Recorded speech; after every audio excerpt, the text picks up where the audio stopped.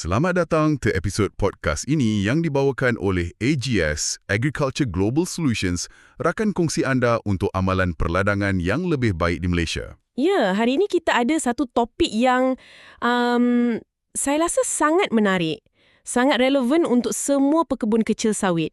Kita semua tahu kan cabaran sekarang ni? Betul tu. Harga buah kita tahulah macam mana, turun naik. Tapi kos, terutamanya kos baja, dia naik je, tak turun-turun. Memang pening kepala. Memang pening. Jadi, kita selalu fikir, apa lagi cara nak tambah pendapatan, kan? Tapi, macam mana kalau saya cakap sebenarnya, ada satu lagi aset berharga di ladang anda yang selama ni kita macam terlepas pandang. Aset lain? Maksudnya bukan buah sawit lah ni. Bukan. Sesuatu yang dah sedia ada dalam pokok tu sendiri, dalam tanah tu. Oh, ini yang menarik ni. Apa dia tu? Inilah yang kita panggil penyerapan karbon atau dalam bahasa Inggerisnya, carbon sequestration. Penyerapan karbon. Okey. Bunyinya macam teknikal sikit. Macam bahasa orang sains. Ya. Bunyinya memang agak saintifik. Tapi jangan risau, konsep dia sebenarnya sangat mudah. Sangat logik untuk kita sebagai orang ladang. Okey, cuba jelaskan. Macam mana nak fahamkan benda ni dengan cara mudah? Macam ni. Bayangkan ladang sawit anda tu macam sebuah akaun simpanan. Akaun simpanan. Okey, saya boleh bayangkan. Selama ni, kita cuma nampak FFB, buah sawit kita tu, sebagai wang yang kita keluarkan dari akaun tu setiap kali kita menuai. Ya, betul. Tapi sebenarnya, ada satu lagi simpanan dalam akaun yang sama. Simpanan ni dalam bentuk karbon. Karbon yang dalam udara tu ke? Tepat. Pokok sawit kita melalui fotosintesis, dia sedut karbon dioksida dari udara. Karbon tu disimpan dalam batang dia, daun dia, akar dia. Bila pelepah gugur dan merepuk atas tanah, karbon tu masuk pula ke dalam tanah. Oh, jadi amalan kita jaga ladang tu ada kesan lah. Sangat besar kesannya. Setiap kali anda buat amalan peladangan yang baik, tak membakar, susun pelepah elok-elok, guna baja dengan betul, anda sebenarnya sedang mendepositkan lebih banyak karbon ke dalam akaun simpanan ladang anda. Faham. Analogi akaun simpanan tu memang mudah nak faham. Tapi, soalan paling penting lah kan? Simpanan ni boleh jadi duit betul ke? Di sinilah bahagian yang paling best. Boleh. Macam mana tu?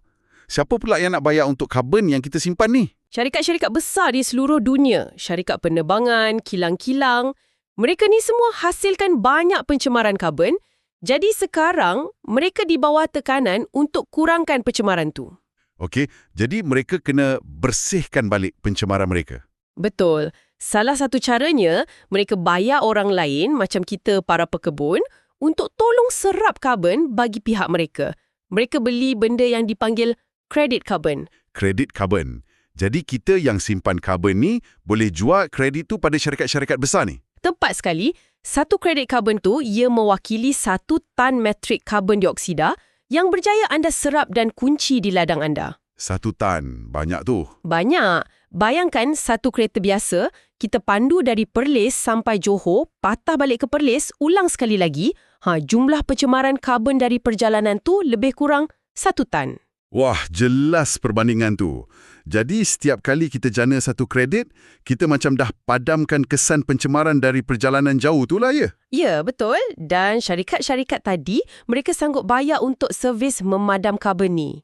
Ini bukan skim cepat kaya atau apa-apa skim pelik kan? Mesti ada platform yang sah untuk jual beli benda ni. Mestilah. Ini urus niaga yang serius dan sah. Di Malaysia, kita ada Bursa Carbon Exchange atau singkatannya BCX. BCX? Macam bursa saham tu ke? Konsepnya sama. Ia platform yang dikawal selia sepenuhnya. Dan yang lebih istimewa, ia adalah bursa karbon patuh syariah yang pertama di dunia. Oh, patuh syariah. Itu bagus. Itu memberi keyakinan. Betul. Jadi, semua urus niaga di situ telus, adil dan sah. Cuma yang didagangkan bukan saham syarikat, tapi kredit karbon. Okey, gambaran besar dah nampak. Konsepnya sangat menarik. Sekarang, kita cakap pasal benda praktikal sikit. Sebagai pekebun, apa sebenarnya yang saya perlu buat di ladang untuk mula mendeposit lebih banyak karbon? Soalan yang bagus. Sebenarnya amalan baik yang ramai pekebun dah buat, macam tak membakar sisa, susun pelepah antara barisan pokok, itu dah satu permulaan yang baik. Itu dah dikira ya? Dah dikira sebagai langkah mengelak pelepasan karbon. Tapi ada satu lagi kaedah yang lebih hebat, yang boleh hasilkan kredit karbon premium yang nilainya jauh lebih tinggi. Namanya biochar. Biochar. Saya macam pernah dengar perkataan ni. Macam arang kan? Betul. Ia sejenis arang istimewa. Bukan arang untuk kita buat barbecue lah. Ia dihasilkan dari sisa-sisa ladang kita, tandan kosong, pelepah, melalui satu proses pemanasan khas tanpa oksigen. Apa beza dia dengan arang biasa atau kompos biasa? Bezanya besar. Fikirkan macam ni, bila pelepah mereput atas tanah, karbon di dalamnya akan terurai dan kembali ke udara sebagai gas dalam beberapa tahun. Tapi bila kita jadikan ia biochar, struktur karbon tu, dia jadi sangat stabil, macam sangkar karbon. Sangkar karbon. Maksudnya karbon tu terperangkap dan tak boleh keluar. Tepat. Terperangkap beratus-ratus, malah ada yang kata beribu-ribu tahun, walaupun kita letak dalam tanah. Inilah yang dipanggil penyingkiran kekal karbon dari atmosfera. Okey. Jadi pembeli sanggup bayar lebih untuk penyingkiran kekal ni berbanding simpanan sementara. Logik. Betul. Sebab itu, kredit dari biochar ni nilainya premium. Tapi nak hasilkan biochar ni mesti perlukan mesin atau alat khas kan? Itu satu lagi kos permulaan. Berbaloi ke pelaburan tu. Pekebun kecil macam kami ni modal bukan besar. Itu satu persoalan yang sangat penting. Memang ada kos pelaburan. Tapi pulangan dia datang dari dua tempat. Pertama, dari jualan kredit karbon premium tu sendiri. Okey. Yang kedua? Kedua, dan ini yang ramai tak nampak, faedah biochar tu pada tanah kita. Bila kita letak biochar dalam tanah, ia macam kita bina rumah untuk hidupan seni dalam tanah. Ia baiki struktur tanah, bantu tanah pegang air dan baja dengan lebih baik. Maksudnya, dalam jangka masa panjang, hasil FFB pun boleh naik. Berpotensi besar untuk naik. Jadi pulangan tu datang dari kredit karbon dan juga dari hasil buah yang lebih baik. Dua dalam satu. Ini betul-betul menukar cara kita pandang sisa ladang kan? Pelepah dan tandan kosong yang selalunya kita anggap sebagai masalah atau paling-paling pun kompos, sebenarnya boleh jadi macam jongkong emas. Ya, betul. Jongkong emas karbon. Anjakan pemikiran yang besar. Okey, konsep dah jelas.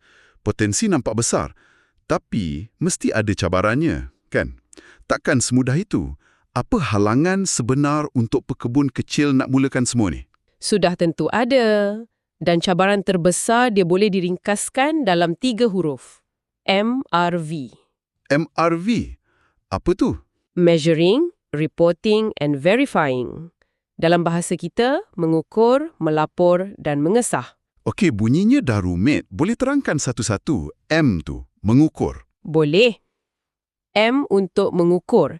Kita kena tahu dengan tepat berapa banyak karbon yang dah disimpan. Tak boleh agak-agak. Kena ada cara saintifik. Kena ambil sampel tanah, hantar ke makmal atau guna data satelit. Itu baru M. Dengar macam kerja saintis. R pula. R untuk melapor. Semua data ukuran tadi kena susun dalam format laporan yang standard, yang diiktiraf antarabangsa. Kena ada bukti, pengiraan, semua lengkap. Dan V? V untuk mengesah. Ini yang paling kritikal. Mesti ada pihak ketiga yang bebas bertauliah macam juru audit. Datang ke ladang kita, periksa semua data dan laporan kita, dia yang akan sahkan tuntutan kita tu betul. Okey, jadi tanpa pengesahan atau V ni, kredit kita tak ada nilai, tak laku di pasaran. Pengesahan inilah yang memberi keyakinan kepada pembeli. Mengukur, melapor, mengesah. Dengar pun dah pening kepala. Patutlah selama ni kita tak pernah dengar pekebun kecil jual kredit karbon. Ini macam kerja untuk syarikat perladangan besar saja. Dan itulah masalah utamanya sekarang. Peluang ini sangat besar, tapi prosesnya sangat rumit, sangat mahal untuk pekebun kecil buat seorang diri. Jadi, apa akibatnya? Akibatnya, karbon yang dah sedia tersimpan di ladang anda sekarang ni, ia tak diukur, tak direkod, tak disahkan. Ia macam ada emas di bawah tanah, tapi kita tak ada peta dan tak ada cangkul untuk gali. Maksudnya, pada masa ini, kita sebenarnya sedang membazirkan wang yang dah ada atas tanah kita sendiri. Peluang pendapatan ni terbiar macam tu saja. Tepat sekali. Setiap hari peluang tu terlepas. Ini satu kerugian besar. Jadi, macam mana kita nak selesaikan masalah ni? Adakah pekebun kecil akan terus ketinggalan? Kami di AGS, kami sedar sangat masalah ni. Halangan MRV inilah yang kami nak bantu selesaikan. Misi kami adalah untuk menghubungkan pekebun kecil dengan pasaran karbon global yang bernilai berbilion ringgit ni. Macam mana caranya?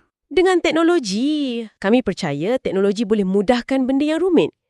Jadi, untuk selesaikan masalah MRV inilah, kami di AGS telah cipta satu alat kecerdasan buatan atau AI yang baru. AI? Ya, namanya CropDrive.ai. CropDrive.ai. Okey. Apa yang alat AI ni boleh buat untuk saya? Boleh tolong selesaikan masalah MRV yang pening tadi ke? Betul. Itulah tujuan utamanya. Fikirkan CropDrive.ai ni sebagai penasihat lapangan digital pribadi anda. Penasihat peribadi. Ya.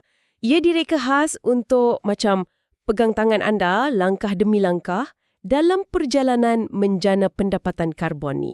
Ia akan gunakan data dari telefon pintar anda digabungkan dengan data satelit untuk buat kerja-kerja rumit tadi. Jadi, bahagian mengukur dan melapor tu, platform ni boleh bantu automatik kan? Boleh. Platform ni akan bimbing anda cara nak kumpul data dengan cara paling mudah. Ia akan susun semua data tu secara automatik dalam format laporan yang diperlukan untuk proses pengesahan.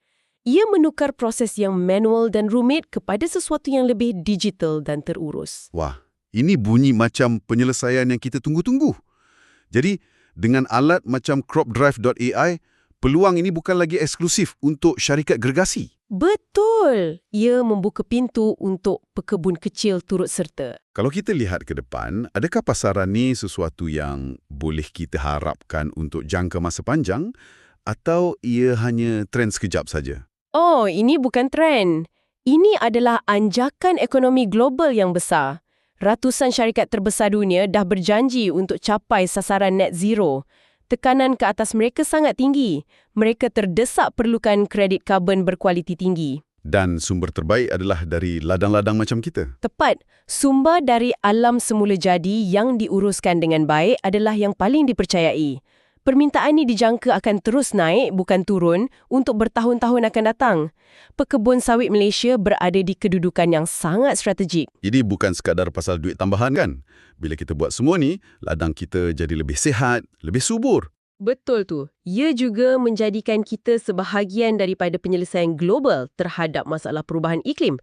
Ia memberi satu lagi maruah dan kebanggaan sebagai seorang pekebun. Okey. Ini satu perspektif baru yang sangat-sangat berkuasa. Jadi, untuk rakan-rakan pekebun yang sedang mendengar, yang dah mula rasa teruja dan tak nak ketinggalan, apa langkah pertama yang mereka perlu ambil sekarang? Langkah pertamanya sangat mudah. Dapatkan maklumat yang betul. Jadi, kami syorkan anda untuk mula ikuti AGS Agriculture Global Solutions di media sosial dan layari laman web kami. Kenapa penting untuk ikuti AGS? Sebab di sana kami akan sentiasa kongsikan maklumat terkini pasal pasaran karbon ni. Dan yang paling penting, anda akan jadi antara yang terawal untuk dapat pengumuman rasmi mengenai pelancaran platform CropDrive.ai. Okey. Jadi dengan mengikuti AGS, anda takkan ketinggalan lah ya. Anda akan tahu bila platform ini sedia untuk digunakan, macam mana nak daftar dan macam mana nak mulakan langkah pertama anda. Jangan biarkan peluang keemasan ni terlepas pandang. Ya, kami di AGS sangat teruja dengan potensi yang ada untuk semua pekebun kecil sawit di Malaysia. Kuncinya adalah untuk bertindak awal, dapatkan ilmu dan guna alat yang betul. Kami akan mula membantu para petani mencapai matlamat penyerapan karbon mereka di CropDrive.ai. Sila beritahu kami jika anda ingin menyertai. Terima kasih kerana mendengar.